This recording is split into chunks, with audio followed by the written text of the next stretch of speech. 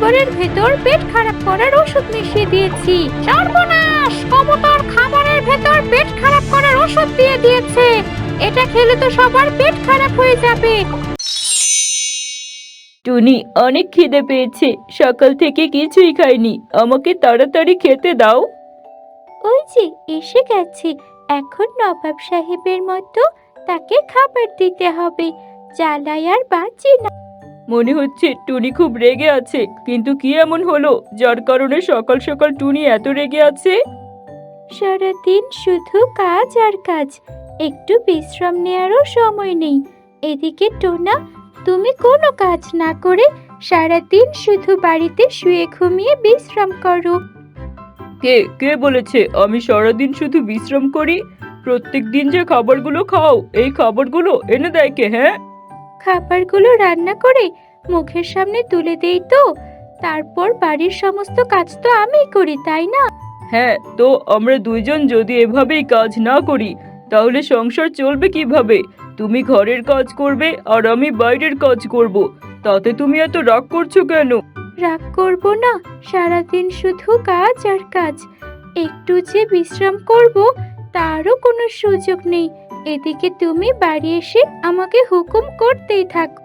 আচ্ছা বুঝলাম টুনি, সারাদিন কাজ করো, বিশ্রাম নেওয়ার সময় পাও না, এই কারণেই রেগে আছো।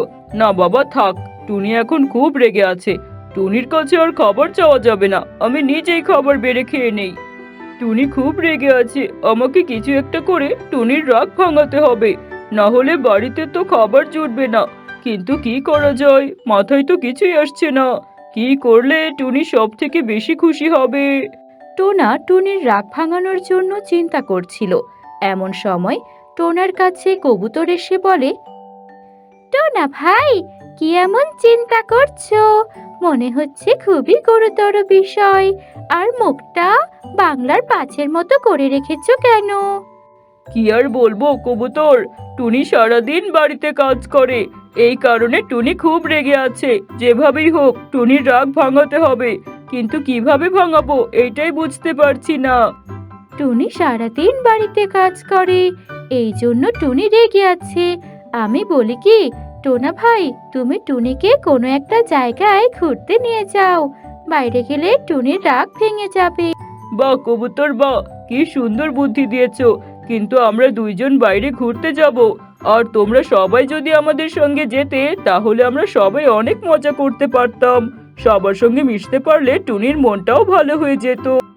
তাহলে আমার কাছে একটা বুদ্ধি আছে, চলো আমরা সবাই মিলে কোথাও বনভোজন করতে যাই। এতে টুনির রাগ ভেঙে যাবে, আর আমরা সবাই মিলে আনন্দও করতে পারবো। বাহ কবুতর দাদা, কি সুন্দর বুদ্ধি দিয়েছো, আমি এখনই গিয়ে টুনিকে এই খবরটা দিয়ে আসি যে আমরা সবাই বনভোজনে যাব। কি হয়েছে?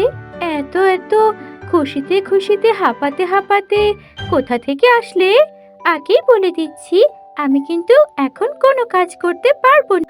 এখন তোমার কোনো কাজ করতে হবে না টুনি, আমি আসলাম তোমাকে একটা খবর দিতে, আমরা সবাই আগামীকাল একটা জঙ্গলে বনভোজনে যাব। কি সত্যি? তাহলে তো ভালোই হবে, আমি একটু বিশ্রাম নিতে পারবো আর আনন্দ করতে পারবো। সবার সাথে ঘুরতে পারলে আমার মনটাও ভালো হয়ে যাবে। তার জন্যই তো এই বুদ্ধিটা বের করেছি, এখন আমি যাই, গিয়ে সবাইকে বনভোজনে যাওয়ার কথাটা বলে আসি। এরপর টোনা কালু আর কাকুলির বাড়িতে যায় বনভোজনের কথা বলতে, যাতে কালু আর কাকুলি টোনা আর টুনির সঙ্গে বনভোজনে যেতে পারে। কালু দাদা, কাকুলি দিদি, আমরা ভেবেছি আমরা সবাই আগামীকাল বনভোজনে যাব, তোমরা কি যাবে? বনভোজন? কতদিন হয়ে গেল বনভোজনে যাই না। আমরা কাল অবশ্যই বনভোজনে যাব টোনা। ঠিক আছে, তাহলে আমি এখন আসি, আমাকে আবার মোড়ল মশাইয়ের কাছে যেতে হবে, তাকেও তো খবরটা জানাতে হবে। এরপর টোনা মোড়ল মশাইয়ের বাড়িতে যায়, যাতে মোড়ল মশাই টোনা আর টুনির সঙ্গে বনভোজনে যেতে পারে। বাড়িতে গিয়ে টোনা মোড়ল মশাইকে বলে, মোড়ল মশাই, আমরা ভেবেছি আমরা আগামীকাল সবাই বনভোজনে যাব, আপনিও আসবেন তো আমাদের সঙ্গে? বনভোজন? বাহ বাহ, বেশ অনেক বছর হয়ে গেল আমরা সবাই মিলে কোথাও বনভোজন করতে যাইনি। বেশ ভালো বুদ্ধি বের করেছিস টোনা। হ্যাঁ, আমি অবশ্যই তোদের সঙ্গে আগামীকাল বনভোজনে যাব। ঈগল পাখিকে জানানোর পর টোনা নিজের বাড়িতে ফিরে যায়। বাড়ি ফিরতে ফিরতে টোনার রাত হয়ে যায়। আগামীকাল আমরা বনভোজনে যাব। আমার তো এখনই খুব মজা লাগছে। কাল বনভোজনে আমরা অনেক আনন্দ করতে পারবো। তুমি খুশি হবে এই জন্যই তো এত ভেবেচিন্তে এই বুদ্ধিটা বের করেছি। নাও নাও, এখন তাড়াতাড়ি ঘুমিয়ে পড়ো, কাল সকালে আবার তাড়াতাড়ি উঠতে হবে।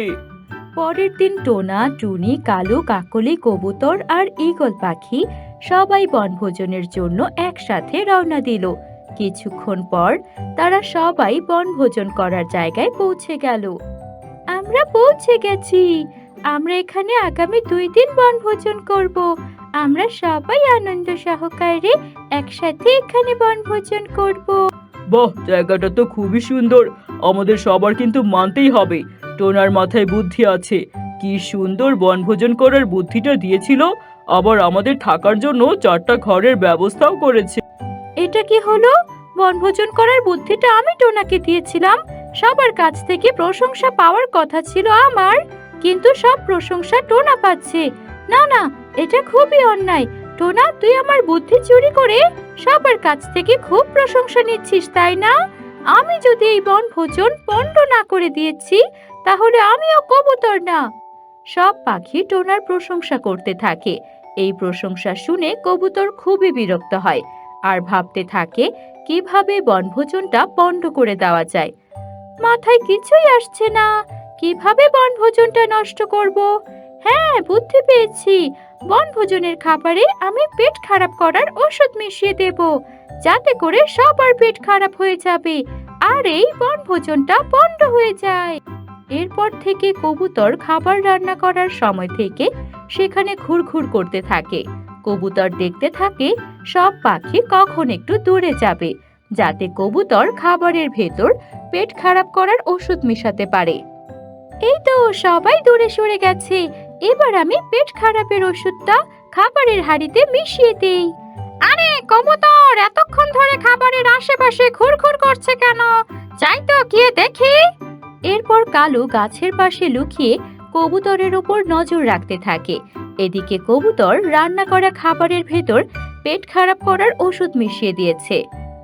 হা, খাবারের ভেতর পেট খারাপ করার ওষুধ মিশিয়ে দিয়েছি। এবার যে এই খাবার খাবে তার পেট খারাপ হয়ে যাবে। না না, এখানে বেশিক্ষণ দাঁড়িয়ে থাকা যাবে না। যাই, এখান থেকে সরে পড়ি। সর্বনাশ! কবুতর খাবারের ভেতর পেট খারাপ করার ওষুধ দিয়ে দিয়েছে। এটা খেলে তো সবার পেট খারাপ হয়ে যাবে। না, আমাকে কিছু একটা করতে হবে। আমি যা দেখেছি তা সবকিছু মোড়ল মশাইকে গিয়ে জানাই।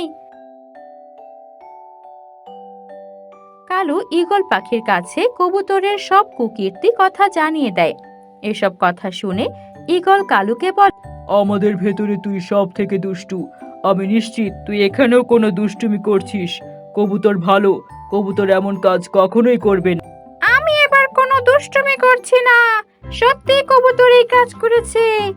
বিশ্বাস না হলে আপনি কবুতরকে রান্না করে খাবার খাওয়ান। দেখবেন ওষুধ মেশানো খাবার খাওয়ার ভয়ে কবুতর সব কথা বলে দেবে।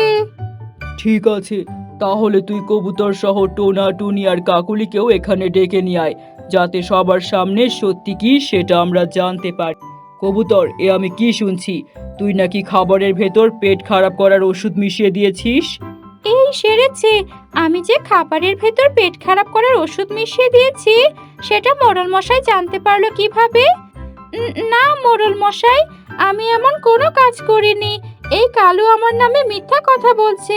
আছে কবুতর মশাই, তাহলে তুই রান্না করা খাবারটা আমাদের খেয়ে দেখা, তাহলেই আমরা বুঝতে পারবো যে কে মিথ্যে কথা বলছে আর কে সত্যি কথা বলছে।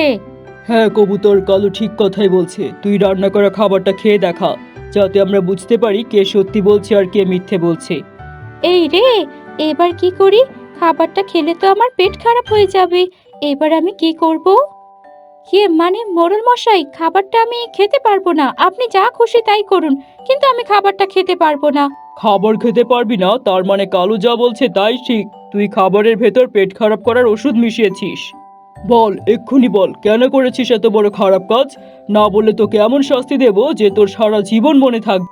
মোড়ল মশাই, বনভোজন করার বুদ্ধিটা আমার ছিল, কিন্তু আপনারা সবাই টোনার প্রশংসা করছিলেন, তাই আমি বনভোজনটা নষ্ট করার জন্য এই কাজ করেছি।